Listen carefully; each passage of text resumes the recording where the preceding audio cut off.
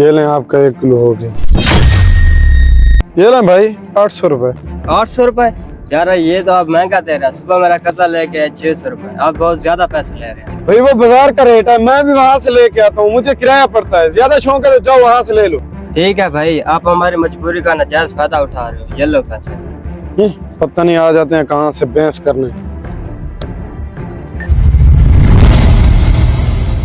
800 रुपए। 800 रुपए? ओ भाई कुछ खुदा का खौफ करो, मार्केट में 600 रुपए का रेट है। आप लगता है रातों रात अमीर होना चाहते हैं। भाई मुझे लाने का किराया पड़ता है, दुकान का किराया पड़ता है, मुझे 600 में समझ नहीं आता। समझ आएगा भी कैसे, तुम्हारी नियत खराब है। असल में तुम हराम कमाना चाहते हो। ओ भाई ज्यादा बहस नहीं करो, लेना है तो लो, नहीं तो जाओ। मुझे भी तुम्हारे जैसे काकू की जरूरत नहीं है। तो भाई ये पड़ा है तुम्हारा गोश्त, मुझे भी तुम्हारे गोश्त की जरूरत नहीं है। लेकिन एक बात मैं तुम्हें बता दूं, तुम्हारा अंजाम अच्छा नहीं होगा। तो जा जा अपना काम कर।